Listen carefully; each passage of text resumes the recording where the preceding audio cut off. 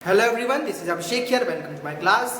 तो हमारा जो टॉपिक है हम उसको कंटिन्यू करेंगे। जो मेरा प्रीवियस वाला वीडियो था, अगर आपने नहीं देखा है तो पहले वो वीडियोस देखिए, क्योंकि क्या कर रहा हूँ मैं सीक्वेंस में पढ़ा रहा हूँ आपको सारी चीज़ें। और आप सीक्वेंस में नहीं देखेंगे, आधा आधा पोर्शन देखेंगे तो आपको समझ में नहीं आएगा। तो पहले अगर आपने नहीं देखा है तो वो वीडियो देखिए और फिर इसको कंटिन्यू करना। मैं आपको नेफ्रॉन के स्ट्रक्चर पढ़ा रहा हूँ। मैं आपको क्या पढ़ा रहा हूँ? यूरिनरी सिस्टम पढ़ा रहा हूँ। यूरिनरी सिस्टम में मैंने आपको किडनी का स्ट्रक्चर और जो यूरिनरी सिस्टम में ब्लैडर और जो सारी चीज़ें हैं, यूरेटर्स वगैरह सारी चीज़ें बता चुका हूँ। और मेरे इसके पहले वाली वीडियो में मैं आपको इस स्ट्रक्चर की क्या करा चुका हूँ, स्टडी करा चुका हूँ। थोड़ी बहुत स्टडी कराया हूँ, मतलब पूरी तो नहीं कराया हूँ। और जो पूरी स्टडी हम इस वीडियो में करेंगे, तो मैंने आपको प्रीवियस वीडियो में इसके एंडोथेलियल सेल्स जो रहते हैं आर्टरीज के, कैपिलरीज के, उसके स्टडी करा चुका था। कैसे फेनेस्ट्रेशन रहते हैं वो चीज़ बता दिया था। अब इस वीडियो में हम देखेंगे, मैंने आपको लास्ट में क्या टॉपिक छोड़ा था, ये वाला टॉपिक छोड़ दिया था उसमें, जिसकी हम स्टडी करेंगे। तो ये क्या रहती है, एंडोथेलियल सेल्स के नीचे क्या हो रहती है, ये एक मेम्ब्रेन रहती है जिसको बोलते हैं बेसमेंट मेम्ब्रेन। क्या रहती है? बेसमेंट मेम्ब्रेन रहती है ये। और ये जो पूरा स्ट्रक्चर है ना, जो ग्लोमेरुलस का जो पूरा स्ट्रक्चर है, यानी ये जो पूरी जो डायमीटर है, ये डायमीटर है 200 नैनोमीटर का। कितना है? 200 नैनोमीटर का ये डायमीटर है। ये यहाँ से लेकर ये तो पूरा जो पोर्शन है, ये पूरा ये जो पूरा पोर्शन है, ये पोर्शन, ये इतना पोर्शन कितना है? 200 नैनोमीटर का रहता है। कितना रहता है? 200 नैनोमीटर का रहता है। और जो नेफ्रॉन रहता है, नेफ्रॉन का जो पूरा साइज है ना आपका, नेफ्रॉन का पूरा जो साइज रहता है वो रहता है 45 to 65 नैनोमीटर का। पूरा नेफ्रॉन का जो पूरा स्ट्रक्चर है ना, ऐसी लेंथ रहती है 45 to 65 नैनोमीटर की, उसका पूरी ऐसी लेंथ रहती है। ठीक है, तो अब हम कौन सी मेम्ब्रेन देख रहे हैं? Basement membrane. अब बेसमेंट मेम्ब्रेन में मैंने आपको बताया था, अभी कुछ तो बताया नहीं था, अब बताऊंगा। मतलब इसमें 3 लेयर्स रहती है। ठीक है, 3 लेयर्स इसमें डिवाइड रहती हैं। जो मिडिल वाली लेयर रहती है, जो मिडिल वाली लेयर रहती है, इस लेयर को बोलते हैं टाइप 4। टाइप 4, ठीक है।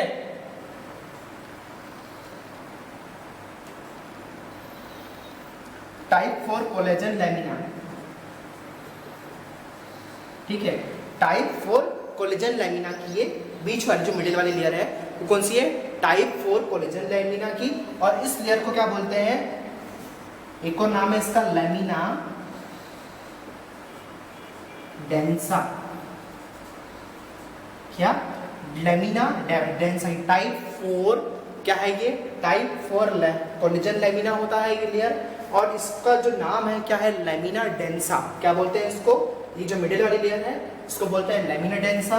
जो अपर वाली लेयर है उसको बोलते हैं lamina interna, lamina RERA interna, sorry, lamina RERA, RARA, RERA interna. और ये कौन सी है? ये है एक्सटर्ना, यानी लैमिना रेरा एक्सटर्ना। ठीक है, इतनी चीज समझ में आ गई। ये कौन सी लेयर देख रहे हैं हम? बेसमेंट मेम्ब्रेन वाली लेयर देख रहे हैं। ठीक है, बेसमेंट मेम्ब्रेन में जो लेयर है, जो मिडिल, जो अपर लेयर है वो है लैमिना रेरा इंटरना। ठीक है, ये बात क्लियर हो गई। जो मिडिल वाली लेयर है, मिडिल वाली लेयर है वो है टाइप 4 कोलेजन लैमिना की, जिसको बोलते हैं लैमिना डेंसा। ठीक है, और जो नीचे वाली लेयर है, जो लोअर मोस्ट लेयर है, उसको बोलते हैं लैमिना रेरा एक्सटर्ना। तो ये जो लेयर है, इट्स वेरी इंपॉर्टेंट, ये बहुत इंपॉर्टेंट है, बहुत मुख्य है ये लेयर। क्यों है?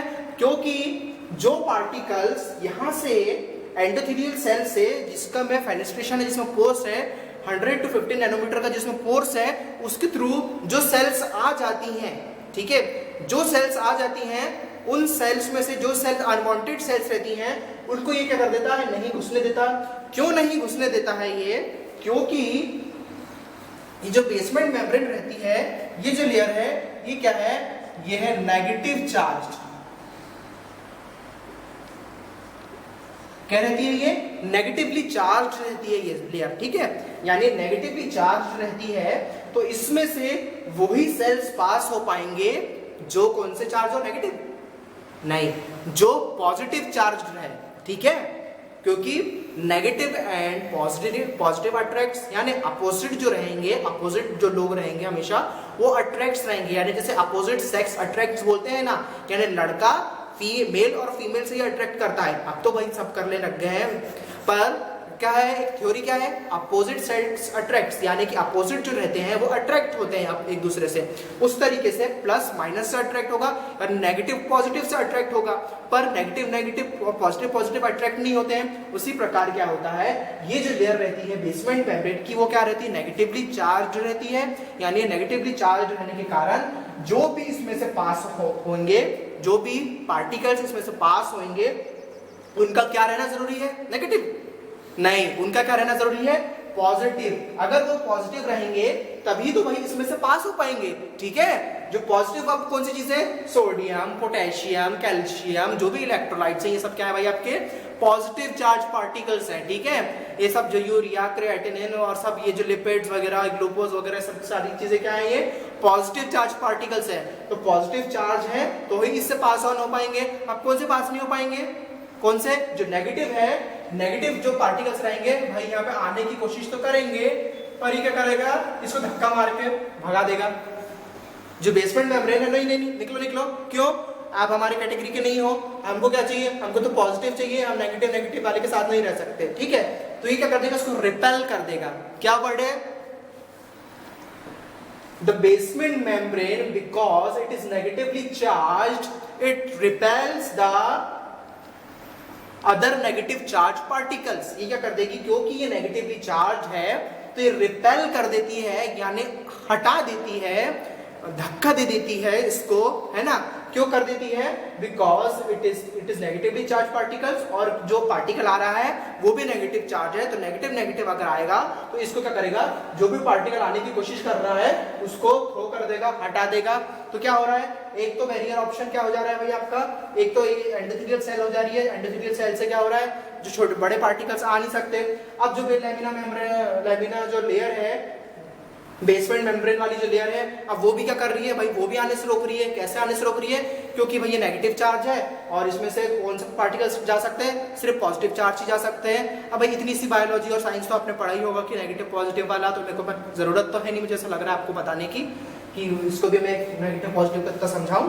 पर जो मैंने आपको कॉन्सेप्ट क्लियर करना था कि भाई ये नेगेटिवली चार्ज रहता है और इसमें से पास ऑन कौन सी चीज हो सकती है, जो पॉजिटिव चार्ज हो, हाँ, जो इससे अट्रैक्ट हो पाए वही क्या होगा, इससे पास ऑन, यानी इससे यहाँ नीचे आ पाएगा। ठीक है, अब जो इसकी लेयर रहती है, इतनी बात समझ में आ गई, ये मिटा देता हूँ। ठीक है, मैं मेरे को लिखने के लिए भी जगह चाहिए। ठीक है, अब जो ये जो लेयर है, ये तो मैंने आपको बताया इस चीज की रहती है। अब इस लेयर में रहता क्या है, जो अपर लेयर रहती है, अपर और जो लोअर लेयर रहती है, उसमें रहता है हिपेरिन, हिपेरिन सल्फेट। ठीक है, ये जो लेयर्स हैं इसमें क्या रहता है, हिपेरिन सल्फेट, जिसके कारण क्या रहता है, ये नेगेटिवली चार्ज रहता है। ठीक है, ये कॉन्सेप्ट क्लियर हुआ कि ये क्या रहता है, इसमें हिपेरिन सल्फेट रहता है, जिसके कारण जो बेसमेंट मेम्ब्रेन क्या रहती है, नेगेटिवली चार्ज रहती है। ठीक है, हिपेरिन सल्फेट रहता है, अपर का नाम रहता है लैमिना इंटरना, नीचे का नाम लैमिना रेरा इंटरना, नीचे वाली का नाम क्या, लैमिना रेरा एक्सटर्ना, मिडिल वाली का क्या है, टाइप 4 कोलेजन लैमिना रहता है, उसका नाम क्या है, लैमिना डेंसा लेयर। ठीक है, टाइप 4 कोलेजन की लेयर रहती है, टाइप 4 कोलेजन की लेयर रहती है ये। और इसमें कौन सी लेयर रहती है, हिपेरिन सल्फेट की लेयर रहती है, और इनके लेयर्स के नाम मैं आपको बता चुका हूं। तो ये चीज क्लियर हो गई आपकी, इसको मैं मिटा दूं। ठीक है, अब इनमें से क्या होगा, जैसे ही यहां से ब्लड आता है भाई, ब्लड आता है, यहाँ पर क्या है, फेनेस्ट्रेशन है, फेनेस्ट्रेशन होकर जो चीज इससे पास हो गई है, यानी जो एंडोथेलियल सेल्स ने पास होने दिया है, उसमें से जो पॉजिटिव है, उन पॉजिटिव को कौन पास होने देगा, बेसमेंट मेम्ब्रेन पास होने देगा। यानी पॉजिटिव अगर है तो बेसमेंट मेम्ब्रेन उसको पास होने देगा, और अगर नेगेटिव है अगर वो, तो वो बेसमेंट मेम्ब्रेन से क्या होगा, पास वो चीज नहीं हो पाएगी। ठीक है, ठीक है, वो बेसमेंट मेम्ब्रेन से पास नहीं हो पाएगी। अब यहाँ पे भाई कुछ और चीजें बैठी हुई हैं। ठीक है, अब क्या क्या पास हो पाता है यहाँ से, सारे जो आपके इलेक्ट्रोलाइट्स हैं, आपके प्रोटीन्स, आपके विटामिन्स, आपके ग्लूकोज, लिपिड्स, ठीक है, और इलेक्ट्रोलाइट्स में sodium, potassium, magnesium, calcium, chloride, ठीक है, ये सारी चीजें क्या है, सब पास हो रही है। और वेस्ट प्रोडक्ट्स क्या क्या पास हो रहा है, क्रिएटिनिन, क्रिएटिनिन क्या है, वेस्ट प्रोडक्ट ही है, क्रिएटिनिन, बिलिरुबिन, ये सब सारी चीजें क्या हो रही है, इनका फलाना सब यहाँ से पास हो रहा है इस लेयर के साथ, है ना। अब और भी चीजें क्या है यहाँ पर, अब हमारा कौन सा पोर्शन हो गया है, हमारा जो ग्लोमेरुलस पोर्शन था वो हो चुका है। अब ग्लोमेरुलस पोर्शन के बाद हम देखेंगे बाउमेंस कैप्सूल वाला पोर्शन। कौन सा portion, Bowman's capsule. Bowman's capsule कौन सा पोर्शन है, तो ये पोर्शन है भाई, ये जो ब्लैक पोर्शन है, ऐसा जो बैठा हुआ है, इसको बोलते हैं बाउमेंस कैप्सूल। अब जो बाउमेंस कैप्सूल है, बाउमेंस कैप्सूल में कौन सी एपिथेलियम की एक लेयर है, देख रहे हो आप। ये जो बाउमेंस कैप्सूल है 2 लेयर में डिवाइडेड है, एक है पैराइटल लेयर और एक है विसरल लेयर, ठीक है।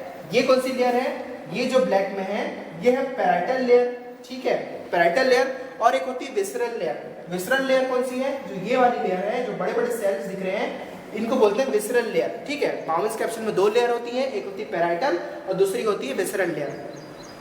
जो पैराइटल लेयर होती है उसमें होते हैं स्क्वैमस एपिथेलियम सेल होते हैं। कौन से होते हैं, स्क्वैमस एपिथेलियम। स्क्वैमस का मतलब क्या है भाई, फ्लैट सेल्स। फ्लैट यानी जैसे फ्लोर पर टाइल्स रहती है ना, उस तरीके से इसका फ्लैट पॉलीगोनल स्ट्रक्चर रहता है इसका, ठीक है। ऐसा रेक्टेंगुलर और ट्रायंगुलर शेप में ऐसा इसका फ्लैट सेल्स रहती हैं, अटैच रहती है एक दूसरे से, ठीक है। ये चीज समझ में आ गई। अब ये कौन सी है, विसरल जो लेयर है, विसरल लेयर क्या है, इसमें रहते हैं सेल्स जिनका नाम है पोडोसाइट्स। लिखा है मैंने यहाँ पर, ये देखो क्या लिखा है, पोडोसाइट्स। ये जो है बड़ी बड़ी जो सेल्स हैं इनको बोलते हैं पोडोसाइट्स। अब ये क्या कर रहे हैं, इसमें से जब फिल्ट्रेशन के लिए पार्टिकल्स पास होंगे तो भाई एंडोथेलियल से पास हो गए, बेसमेंट मेम्ब्रेन से पास हो गए।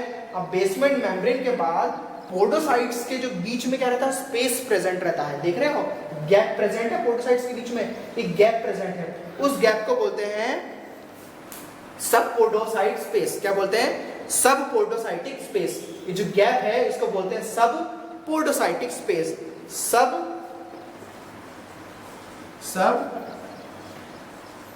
पोडोसाइटिक स्पेस, ठीक है, इसको क्या बोलते हैं, सब पोडोसाइटिक स्पेस। कौन सा गैप भाई, इधर जो गैप है ना इसको बोलते हैं सब पोडोसाइटिक स्पेस। अब जो सब पोडोसाइटिक स्पेस है, उस सब पोडोसाइटिक स्पेस में भी कुछ कुछ चीजें दिख रही है यहाँ पे। ये पर्पल कलर में, ग्रीन कलर में मैंने बनाया है, पता नहीं आपको कैमरा मतलब वीडियो में दिख रही है कि नहीं, पर मुझे तो दिख रही है, इसलिए मैं आपको कलर बता सकता हूँ। पर्पल और ग्रीन कलर में जो दिख रही है ये लेयर, अब इनका भी कुछ काम है भाई। यहाँ पर क्या काम है, ये जो पर्पल कलर की लेयर है इसको बोलते हैं स्लिट मेम्ब्रेन। क्या बोलते हैं इसको, स्लिट मेम्ब्रेन। ये क्या है, स्लिट बना रही है, एक जंक्शन बना रही है, यानी पोडोसाइट में क्या आपको क्या कर रही है, अलग कर रही है, ठीक है।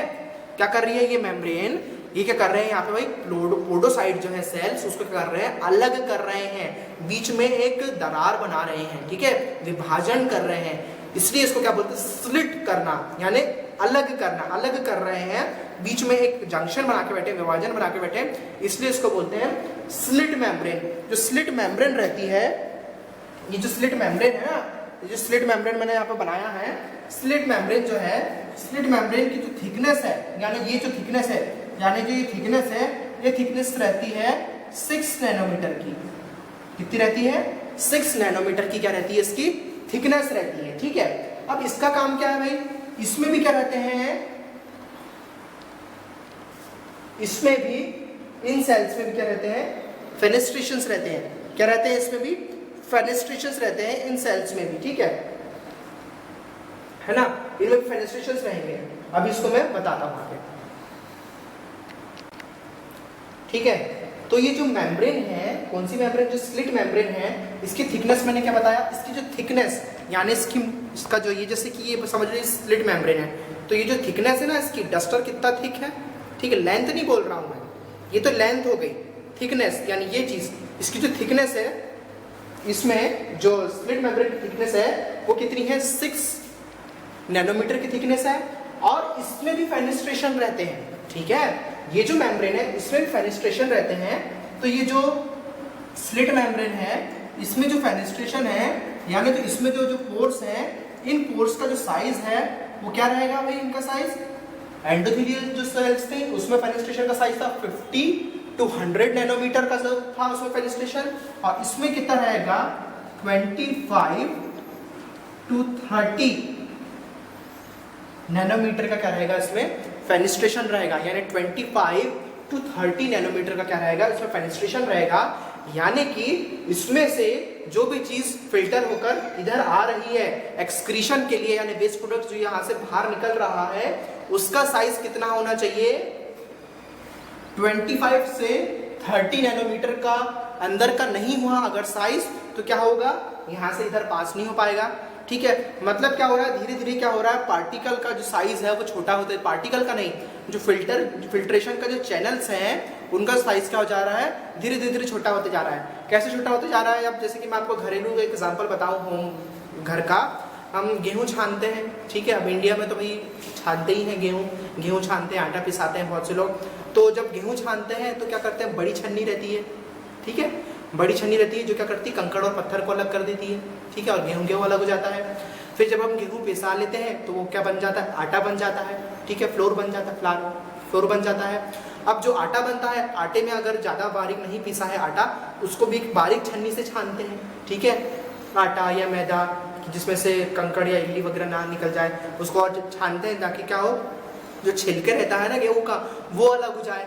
ठीक है, इस तरीके से क्या कर रहे हैं, हम बड़े पार्टिकल्स को पहले अलग किया गेहूं में से, और फिर पीसने के बाद भी क्या कर रहे हैं, उसमें जो छिलके वगैरह जो हैं उसको भी हम क्या कर रहे हैं, अलग कर रहे हैं ताकि रोटी अच्छे से बने। ठीक है, ये घरेलू एग्जांपल है। उसी के अकॉर्डिंग क्या हो रहा है, यहाँ पर भी क्या हो रहा है, पहले हमने बड़े फिल्टर्स लगाए, ठीक है, जो एंडोथेलियल सेल्स हैं, बड़े फिल्टर्स हैं जो 50 से 100 नैनोमीटर का जिनका साइज है।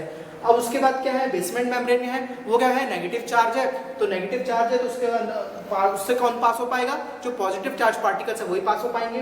अब उसके नीचे क्या है, पोर्टोसाइट्स है, पोर्टोसाइट सेल्स में क्या है, बीच में जंक्शन है, गैप्स हैं जो स्प्लिट करते हैं, मतलब जो क्या करते हैं, पोर्टोसाइट्स को अलग करते हैं, उसमें मेम्ब्रेन है, कौन सी मेम्ब्रेन है, स्लिट मेम्ब्रेन है, जिसका थिकनेस क्या है, थिकनेस है 6 नैनोमीटर का, और उसमें जो फेनिस्ट्रेशन है, यानी अब क्या हो गई, जो फिल्टर करने के लिए जो छन्नी है भाई आपकी, उसका साइज और कम हो गया है। अब क्या हो गया साइज, 25 to 30 क्या हो गया नैनोमीटर का उसका साइज हो गया है। अब जो पार्टिकल्स है जो 25 to 30 नैनोमीटर का जिनका साइज रहेगा, वही जो स्लिट मेम्ब्रेन को क्या कर पाएंगे, क्रॉस कर पाएंगे। ठीक है, अब इतनी बात हो गई हमारी, चलो अब ये पॉइंट क्लियर हुआ हमारा। अब ये ग्रीन कलर के मैंने बनाया है कुछ मॉलिक्यूल्स, इन मॉलिक्यूल्स को बोलते हैं, ये है प्रोटीन मॉलिक्यूल्स है, प्रोटीन मॉलिक्यूल्स है ये, जो क्या है, इस तरीके से ये मॉलिक्यूल्स है, ये जो मैंने बनाया है ना वहां पर, इस तरीके से बनाया है, ठीक है, इस तरीके से वो क्या बने हैं, मॉलिक्यूल्स बने हुए हैं, ठीक है, प्रोटीन मॉलिक्यूल है।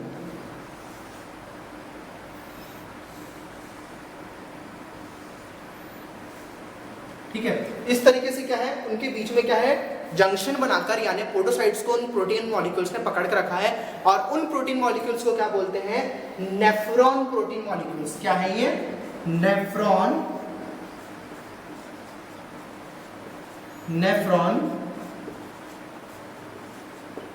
Protein molecule.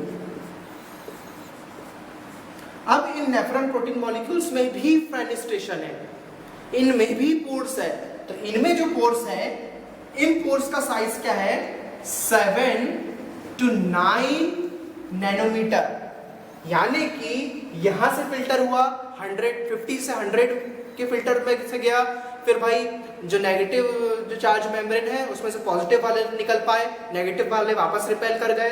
अब उसके बाद क्या चीज गई है, स्लिट मेम्ब्रेन रही, स्लिट मेम्ब्रेन का साइज क्या है, उसमें जो फेनिस्ट्रेशन है 25 to 30 नैनोमीटर का है, उसमें से भी चलो पास हो गए कुछ पार्टिकल्स, पर अब लास्ट कौन से बचे हैं, जो नेफ्रॉन प्रोटीन मॉलिक्यूल है, उसमें भी क्या है, फेनिस्ट्रेशन है, जिसमें क्या है 7 to 9 नैनोमीटर का फेनिस्ट्रेशन है, गैप है। उस 7 to 9 नैनोमीटर का जो गैप है, उसमें से जो मॉलिक्यूल पास हो पाएंगे वही फिल्टर होकर यहाँ पर आ पाएंगे। आ रही है मेरी बात समझ में, इसमें से यानी नेफ्रॉन मॉलिक्यूल्स में से जो पास हो पाएंगे वही फिल्टर होकर कहाँ आ पाएंगे, यहाँ से यहाँ वही पार्टिकल्स फिल्टर होकर आ पाते हैं जिनका साइज 7 to 9 नैनोमीटर से कम का हो। तो कौन कौन से होते हैं भाई, एल्बुमिन हो गया आपका, IgG जो एंटीबॉडी हो गई वो हो गए, वायरस, वो सब जो सेल्स हैं वो सब क्या हुआ, और जो एक्सक्रीटरी प्रोडक्ट्स हैं आपके बॉडी के वो सब यहाँ पर पास ऑन हो पाते हैं। तो इस तरीके से हमने क्या करा, फिल्ट्रेशन का पार्ट डिस्कस किया। अब इसके नेक्स्ट वाली वीडियो में हम डिस्कस करेंगे इसका आगे वाला रीएब्जॉर्प्शन वाला पॉइंट डिस्कस करेंगे।